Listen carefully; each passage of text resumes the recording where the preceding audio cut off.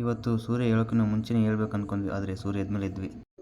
ಹಂಗೆ ಹಾಲು ತಿಕ್ಕೊಂಡು ಆಮೇಲೆ ಡೇರಿಗೆ ಹೊಂಟ್ರಿ ನೋಡ್ರಿ.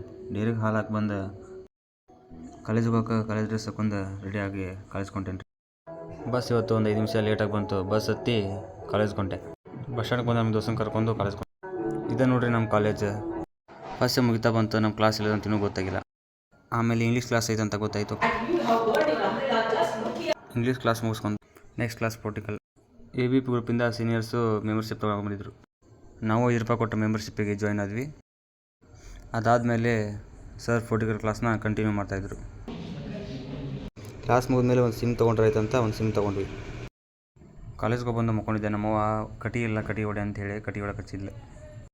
ಅದಾದಮೇಲೆ ನಿಮ್ಮ ಅಜ್ಜನ ಅಪ್ಪಂದು ತಿಥಿ ಐತಿ, ಕಡುಬು ಮಾಡ್ಬೇಕು, ಉಳ್ಳಿ ಹರಿದು ಕೊಡು ಅಂತೇಳಿ ನಮ್ಮವ್ವ ಹೇಳಿದ್ಲು.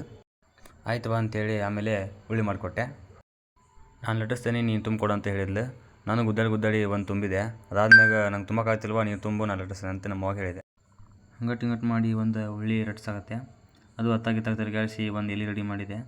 ಹಿಂಗಾತು ನೋಡ್ರಿ ಎಲೆ. ಅದು ಎಡೆ ಮಾಡಿ ಧೂಪ ಹಾಕಿ ನಮ್ಮ ಅಜ್ಜಾಗ ಎಡೆ ಹಿಡಿದು ನಮಸ್ಕಾರ ಮಾಡಿ ಇವತ್ತಿನ ವ್ಲಾಗ್ ಇಲ್ಲಿಗೆ ಎಂಡು. ಟಾಟಾ ಬಾಯ್ ಬಾಯ್.